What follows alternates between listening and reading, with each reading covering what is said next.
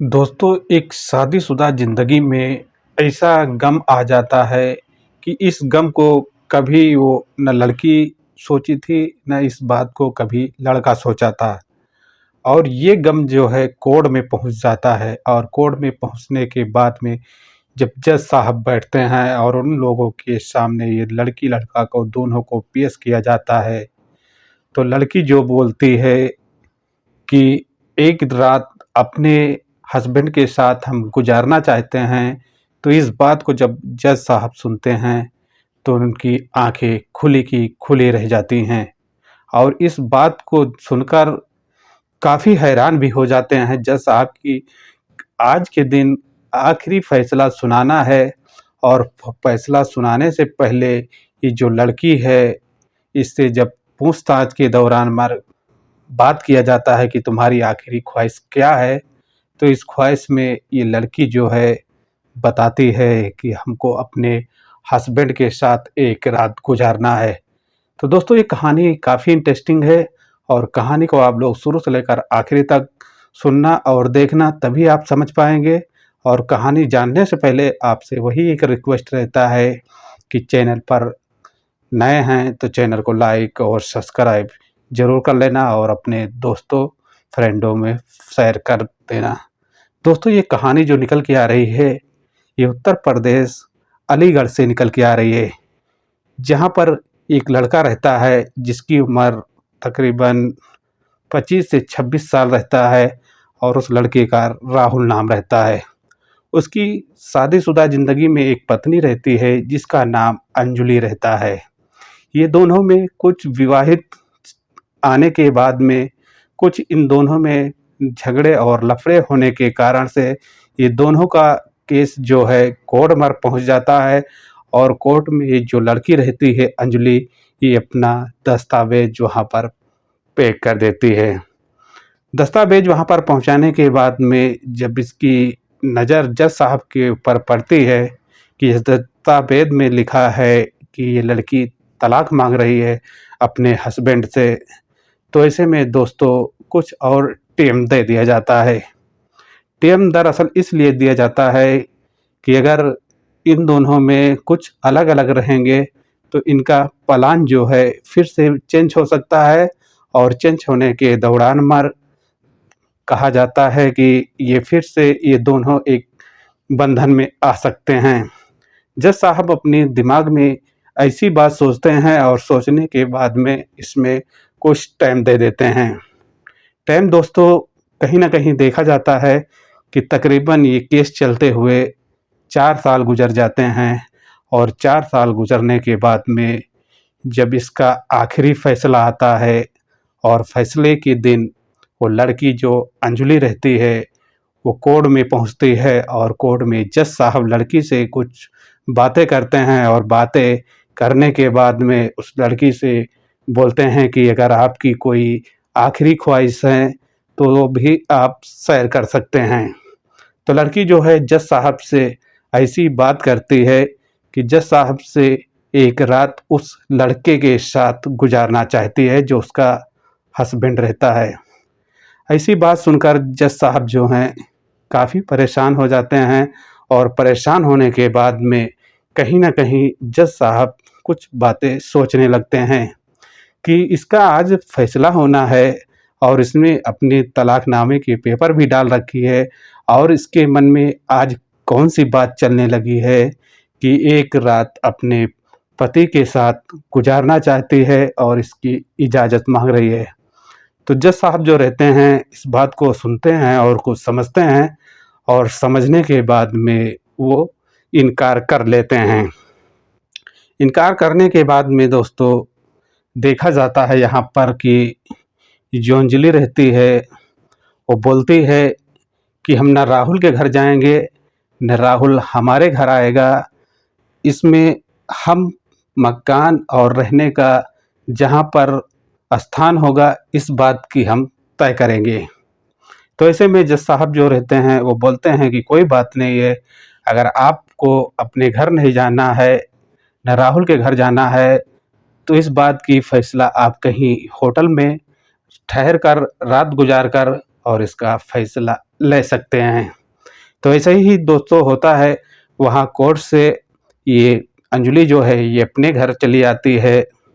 और राहुल जो है वो अपने घर चला आता है, क्योंकि राहुल को तो काफ़ी गुस्सा रहता है और गुस्से के साथ-साथ वो अंजलि की जो रात गुज़ारने की बातें करती है, तो इसलिए वो राहुल भी जो रहता है वो भी काफ़ी चिंता में हो जाता है और चिंता में होने के बाद में वो कुछ बातें भी सोचने लगता है। क्योंकि वो अंजलि जो रहती है वो बोलती है कि होटल हम जहाँ पर लेंगे वहीं पर राहुल को आना होगा। तो इसमें जो राहुल रहता है वो काफ़ी बातों से घबरा जाता है, क्योंकि राहुल से वो बिछड़े हुए अंजलि को तकरीबन 4 साल गुज़र जाते हैं और 4 साल गुज़रने के बाद में जो इनका प्रेम और प्यार मोहब्बत रहता है वो कहीं न कहीं बढ़ जाता है। ऐसे में वो राहुल जो रहता है इस बात को सोचता है और सोचने के बाद ये सोचता है कि अंजलि कहीं हमारे साथ धोखाधड़ी तो नहीं कर रही है। लेकिन ऐसे में डरते-डरते राहुल जो रहता है उसके मकाम पर पहुंचता है, जो मकान अंजलि लोकेशन शेयर कर देती थी कि इस मकाम पर तुमको आना है। उस मकान पर राहुल पहुंचता है और कमरे पे जब जाता है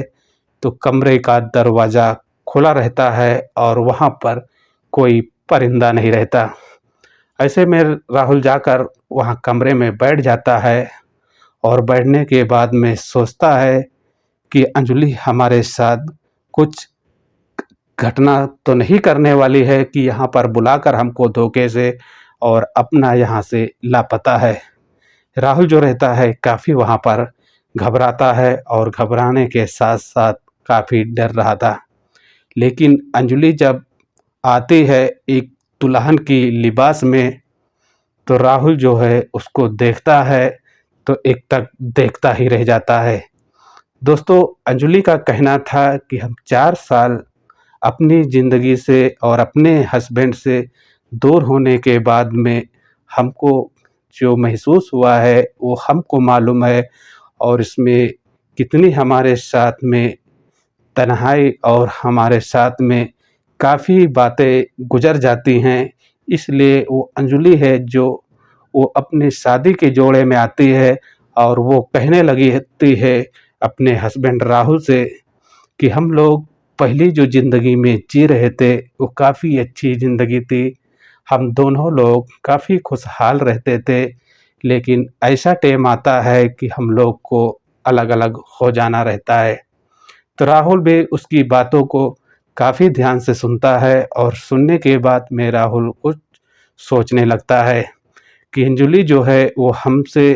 कहीं दूर जाने के लिए नहीं सोच रही है, क्योंकि अंजलि हमारे साथ ही रहने के लिए ये फैसला और ये जो निर्णय लिया है और जो हमको होटल में बुलाया है, ये कहीं न कहीं एक अंजलि की। ऐसे में दोस्तों वो अंजलि जो रहती है वो अपने हस्बैंड राहुल को बोलती है कि आज की रात जो भी तुम हमारे साथ करना चाहते हो तो कर सकते हैं, इसमें हमारी इजाज़त है। ऐसे में ये लोग का जो रात रहता है कैसे करके गुज़रता है और गुज़रने के बाद में जब सुबह होता है तो ये लोग फिर अपना-अपना रास्ता पकड़ लेते हैं। पकड़ने के बाद में जो अंजलि रहती है वो राहुल को काफ़ी समझाती है और समझाने के बाद में जो राहुल की दिमाग रहता है उस दिमाग में वो बात फिट हो जाती है। फिट होने के बाद में जब 2 से 3 दिन गुज़रता है और इनको फिर से कोर्ट में हाज़िर होना रहता है और कोर्ट में हाज़िर होने के बाद में जब जज साहब के सामने इन दोनों लोग को पेश किया जाता है, तो पेश करने के दौरान में जज साहब जो हैं राहुल से कुछ बातें करते हैं कि अब आप लोग ने एक रात गुज़ारने के बाद में क्या निर्णय लिया है और क्या फ़ैसला किया है। तो राहुल फिर वही बात अपना जो है रिपीट करता है कि हमको डिवोर्स चाहिए, हमको तलाक चाहिए, हम इसके साथ नहीं रहेंगे। लेकिन जब उससे लड़की से पूछी जाती है, जो उसकी पत्नी रहती है कि आपने क्या फ़ैसला लिया? आपने एक रात का समय माँगा था और समय के साथ-साथ उस टाइम को मैंने भी दिया है और आपने क्या फ़ैसला लिया है। तो ऐसे में अंजलि जो रहती है, वो जज साहब से बोलती है कि जो मैं तलाक ले रही थी, जो मैंने पेपर डाला था, वो हमारी काफ़ी बड़ी भूल थी।